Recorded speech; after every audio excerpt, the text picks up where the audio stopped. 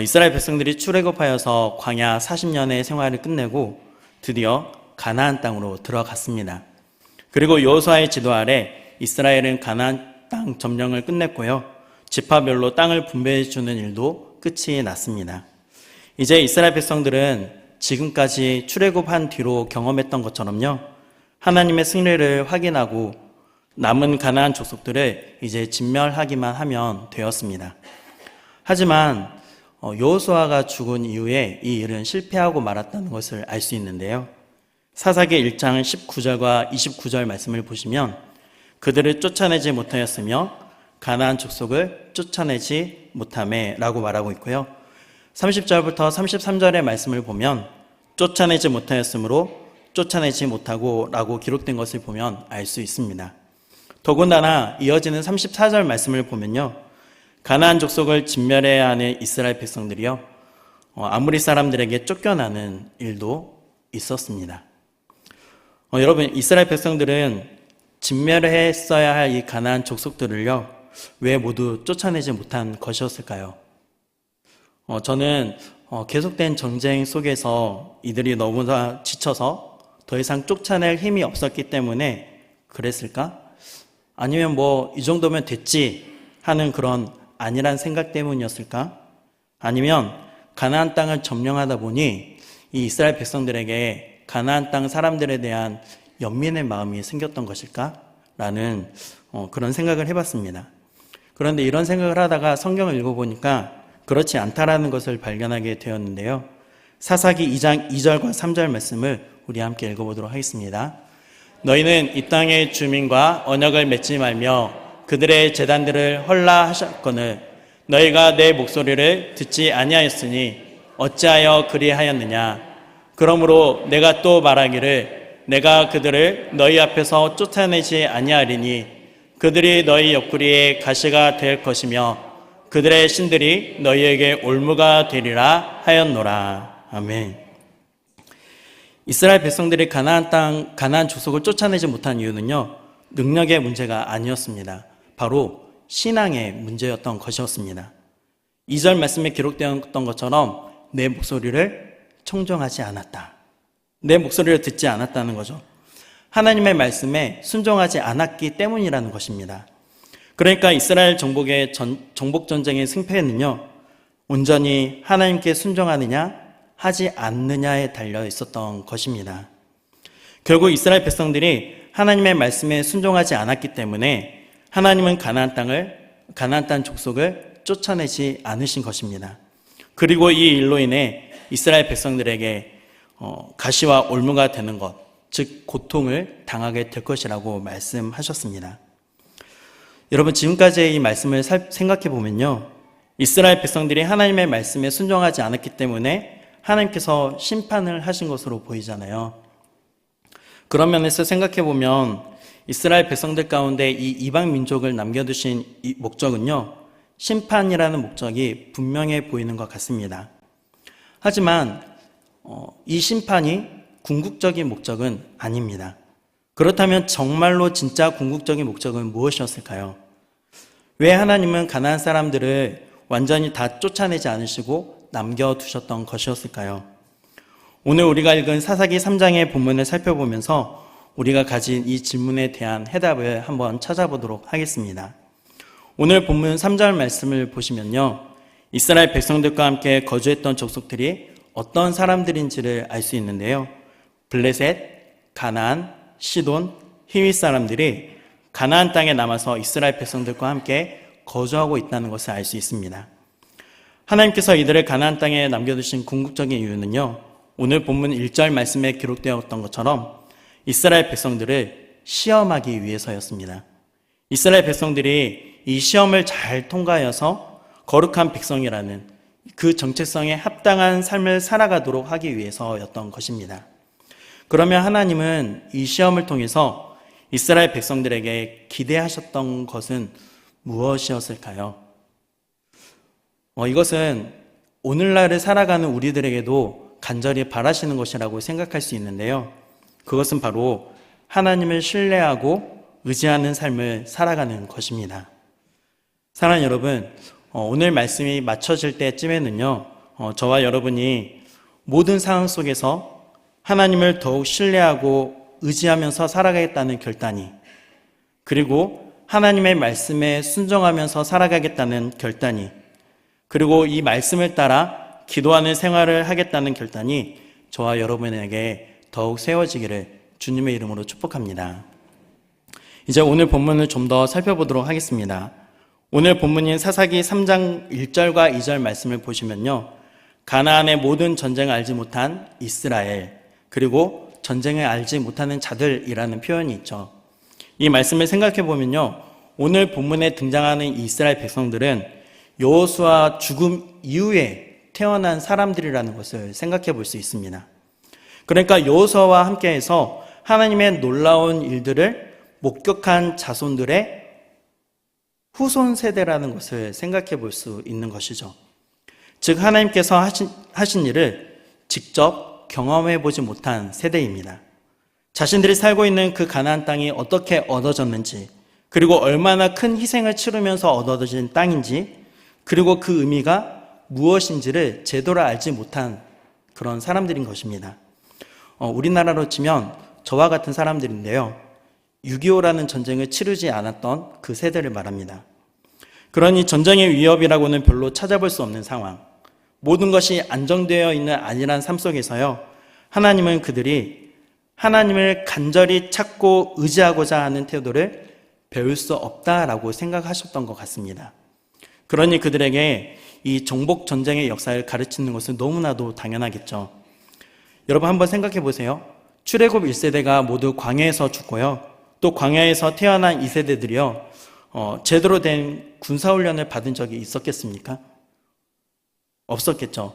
또 계속해서 이동해야 하는 그 광야에서 전쟁에서 쓸만한 무기들을 생산해낼 수 있었을까요? 그것도 없었겠죠. 그러므로 그들 자신들의 경험, 기술, 군사력을 의지하면요, 결코 적과 싸워서 이길 수가 없었던 상황이었습니다.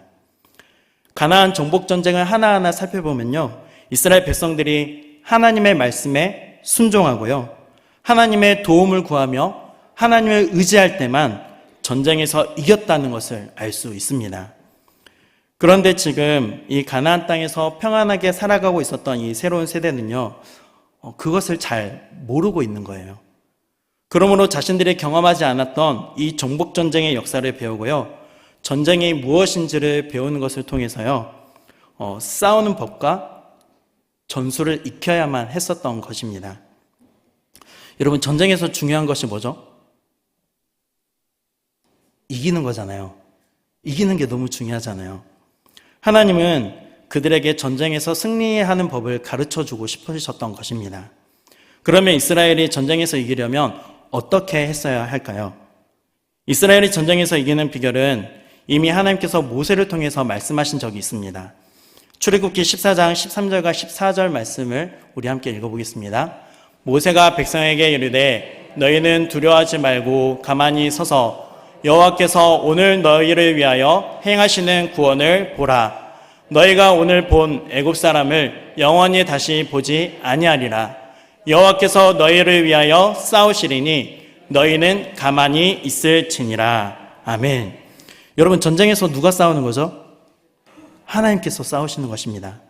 그러면 이스라엘 백성들은요, 가만히 있으면 되는 것이죠. 이것을 가장 잘 보여주는 것이 바로 여리고성을 점령할 때였습니다. 백성들이 할 일은 하나님의 말씀을 신뢰하고 의지하고 따르는 것뿐이었습니다. 하나님이 가만히 있으라고 하면 가만히 있고 나가서 싸우라고 하면 싸우는 것이었습니다. 그러므로 전쟁을 알지 못한 이스라엘이 이방 민족들과의 전쟁에서 알아야 할 것은요, 자신들과 함께 하시는 하나님이었습니다. 그리고 함께 하시는 하나님을 신뢰하는 것이죠. 왜냐하면 함께 하시는 하나님을 얼마나 신뢰하고 하나님을 얼마나 의지하느냐가 바로 승리의 비결이기 때문입니다. 적들의 수, 적들이 가진 무기들, 적들에게 얼마나 대단한 용사가 있는지, 지금 상황이 어떠하든지 그것과는 아무런 관계가 없는 거예요. 눈에 보이는 것들은 사람들에게 문제가 될 수 있지만요, 하나님께는 아무런 문제가 되지 않는 거죠. 그런 외적인 것보다 더 중요한 것은요, 나와 함께 하시는 하나님을 신뢰하는 것이고요. 그 하나님의 능력을 의지하는 것입니다. 더 중요한 것은 앞서 싸우시는 하나님께 우리의 시선을 고정하는 것입니다. 종합해서 말씀드리면 단 하나의 승리의 조건은요, 바로 하나님을 신뢰하고 의지하는 것입니다. 하나님은 지금 이 전쟁을 알지 못한 이 이스라엘 백성들이 이것을 배우기를 원하셨습니다. 여러분, 이것을 통해서 우리가 배우게 되는 것은 무엇입니까? 지금 우리도 이스라엘과 같은 전쟁을 치르고 있다는 것입니다. 이스라엘 백성들처럼 비록 창과 방패를 들고 싸우는 전쟁은 아니지만요, 우리는 매 순간 삶의 전쟁과 영적의 전쟁 한복판에 서 있지 않습니까? 그러면 그런 전쟁들이 우리 앞에 끊임없이 펼쳐지는 이유는 무엇일까요? 바로 그 전쟁 속에서 우리가 하나님을 의지하는 삶을 살아가도록 훈련시키기 위한 것이라고 생각합니다. 사랑하는 여러분, 우리가 하나님을 의지하는 삶을 살아가겠다고 다짐했다고 해서 매일매일 그렇게 살아가지는 않죠. 우리는 여전히 옛 자아의 영향력 아래에서 흔들리기도 하고요. 또 실패하기도 합니다.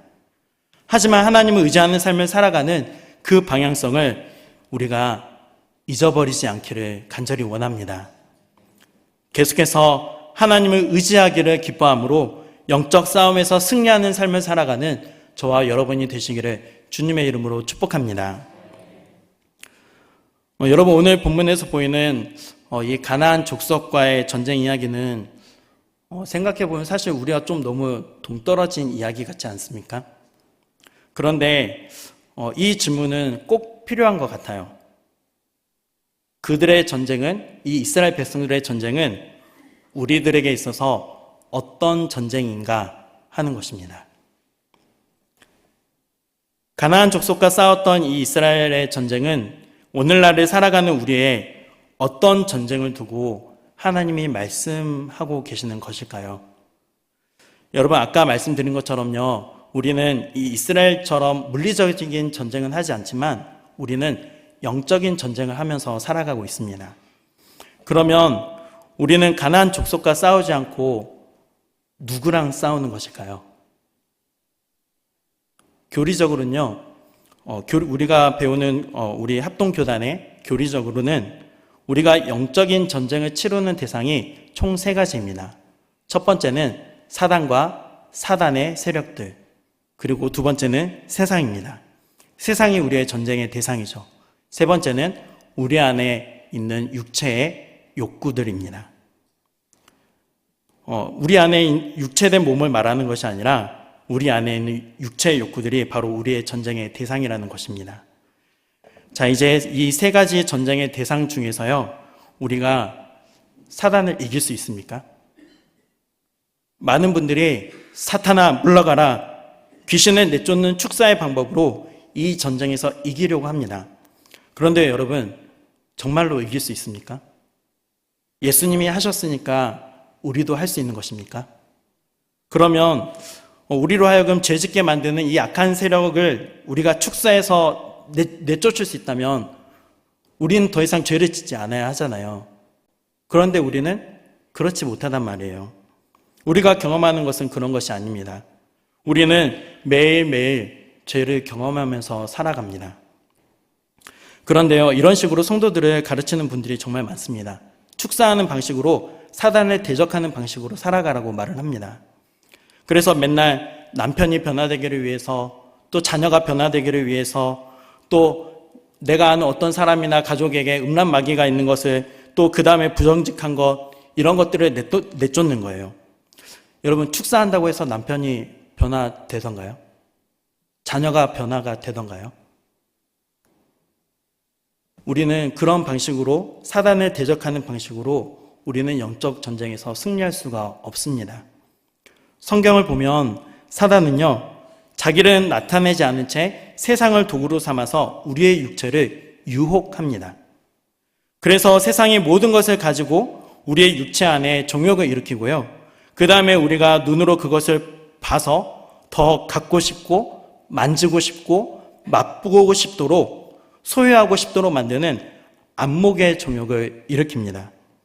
그래서 그것을 가지면 사람들 앞에서 자랑하는 이생의 자랑에 우리가 꽂혀 살도록 만드는 것이죠.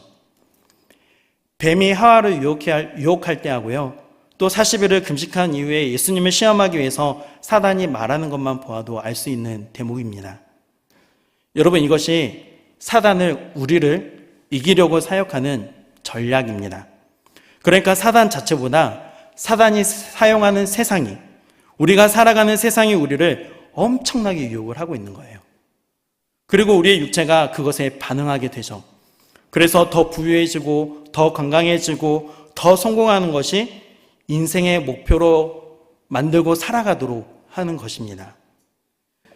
여러분, 우리가 예수님 믿고 구원받고 천국에 가는 것이 하나님께서 우리에게 원하시는 목표라면요, 왜 우리가 아직도 이 땅에서 여전히 육체를 가지고 살아가고 있고 또 세상 속에서 살아가고 있는 것입니까? 똑같습니다. 우리가 하나님을 의지하고 하나님께 순종함으로써 우리가 점점 하나님의 자녀답게, 하나님께서 구원하신 성도답게 변화되어 가도록 하나님이 만들어 가시는 것입니다.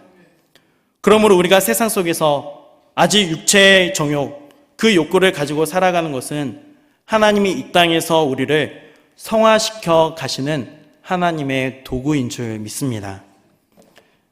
여러분, 그러면 어떻게 정말로 이 사단과 이 세상과 육체를 이길 수 있는 것일까요? 아니, 정말로 우리가 이것을 이기기는 할 수 있는 것일까요?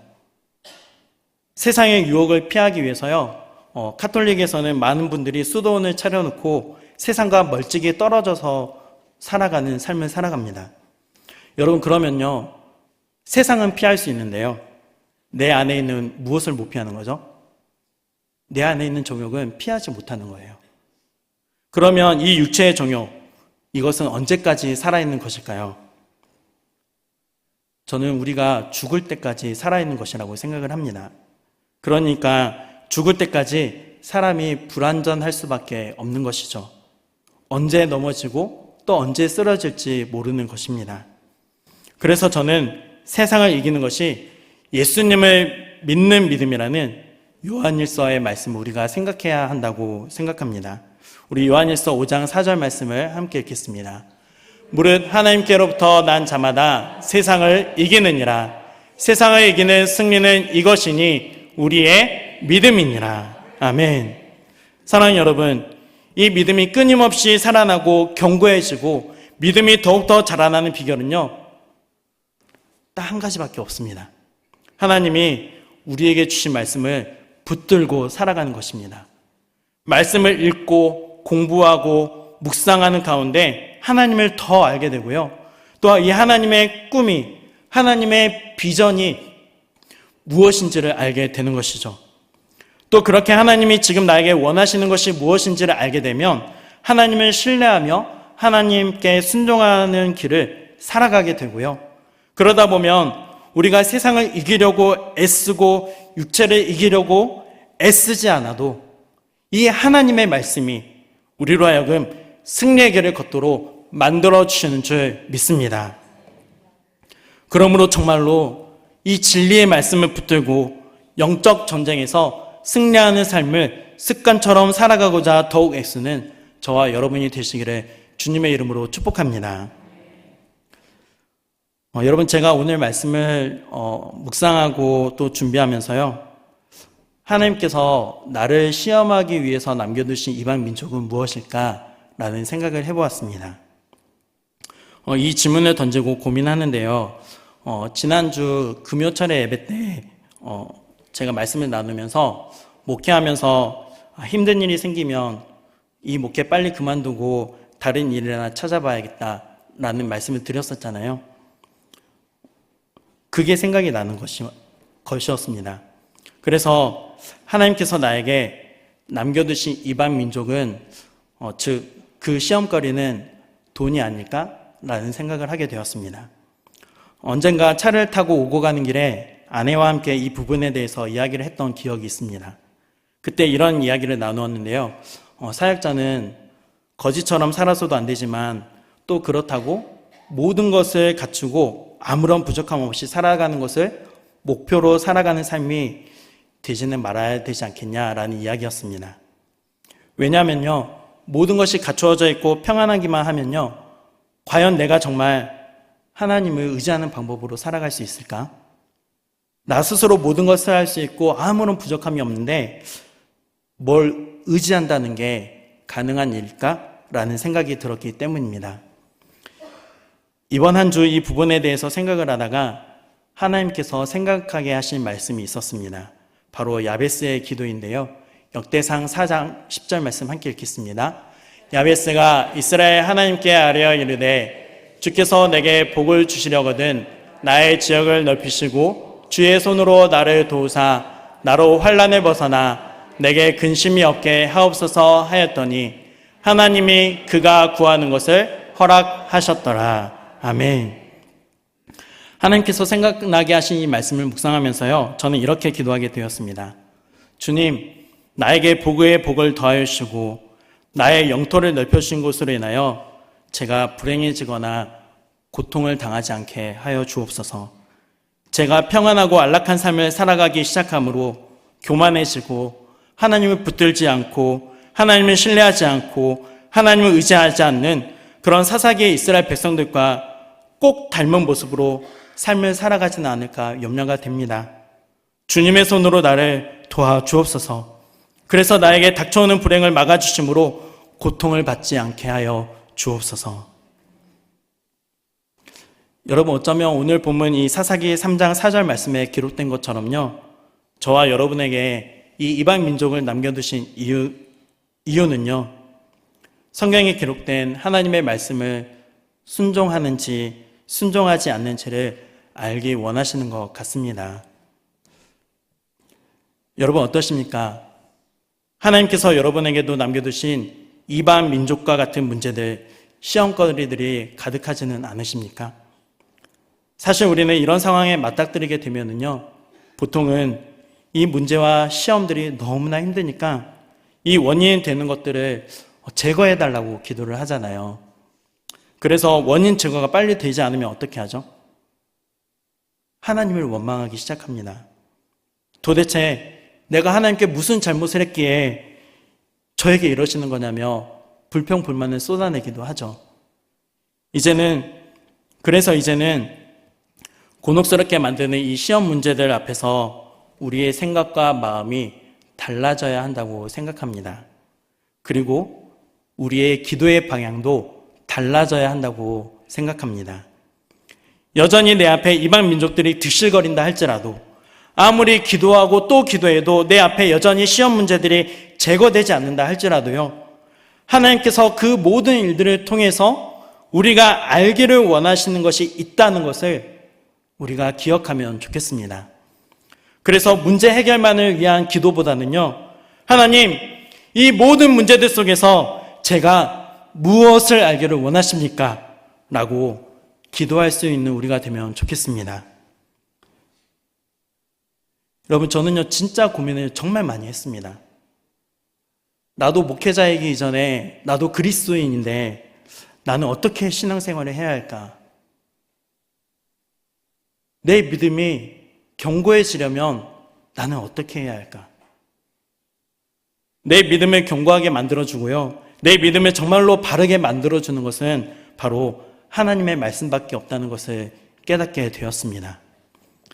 그런데 이렇게 반문하시는 분이 계실지 모르겠어요. 아니, 말씀만 중요합니까? 기도는 중요하지 않습니까? 라고 말입니다. 기도 정말로 중요합니다. 하지만 말씀을 읽지 않으면요, 우리가 하는 기도는요, 다 자기 중심적인 기도가 되는 것 같습니다. 그래서 내가 주인이 되어서 하나님, 이때까지 이 문제 해결해 주세요. 내 자식에게 이렇게 해주세요. 제 문제 빨리 해결해 주세요. 그러니까 하나님께 나의 필요를 요구하고 하나님께 명령을 하게 되는 거죠. 여러분, 그런데요, 하나님이 나를 사랑하시고 내 자녀를 사랑하신다면, 내 가족들을 사랑하신다면 내가 생각하는 것보다 훨씬 더 넓고 깊은 계획을 가지고 계시는 줄 믿습니다. 그러므로 내 배우자가, 내 자식이 하나님을 정말로 인격적으로 만나고 정말로 하나님의 말씀을 통해서 더 알아갈 수 있도록 주님 인도해 주십시오. 그리고 하나님이 나에게 뭘 원하시는지를, 내 남편에게, 내 배우자에게, 내 자식에게 뭘 원하는지를 들을 수 있는 그 마음을 열어주십시오. 라고 이렇게 기도하는 게 낫지 않겠습니까? 그래서 저는 말씀이 우선이라고 생각을 합니다. 여러분, 말씀을 읽게 되면요, 하나님을 알게 됩니다. 하나님을 알게 되면 하나님의 뜻을 알게 되죠. 그리고 그 뜻을 더 구하려고 사모하는 마음이 생길 줄 믿습니다. 그것이 바로 기도죠. 여러분, 다시 한번 말씀드리지만 우리의 영적 전쟁의 적은 사탄, 세상, 육체입니다. 그런데 저는 이것과 치고받고 싸워서 이기라고 말씀을 드리려고 하는 것이 아닙니다. 하나님의 말씀이 우리 안에 거하면요, 그 말씀을 통해서 하나님과 더 가까워지겠죠.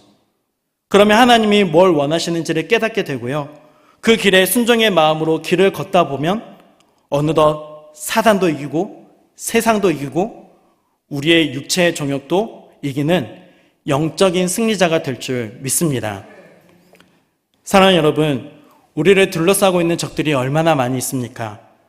그렇게 힘들게 삶의 현장에서 수고하고 사람들과 부딪히고 그러다 보면 내 마음에 전쟁터와 같을 때가 너무나 많죠. 그래서 이 땅에서 믿는 자로서 살아가는 것이 쉽지 않다는 것을 경험하게 되고요, 힘겹다고 느낄 때도 있죠. 도대체 어느 정도까지 해야 하는지 모르는 때가 많이 있는 것 같습니다.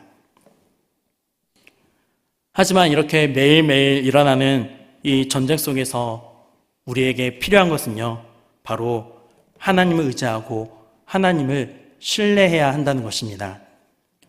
하나님께서 허락하시는 여러 가지 시험이 있을 때 말씀을 통해서 나와 함께 하시는 하나님을 의지하고 신뢰하면서요, 하나님께서 친히 베풀어 주시는 그 구원의 은혜를 경험해가는 저와 여러분이 되시기를 주님의 이름으로 축복합니다.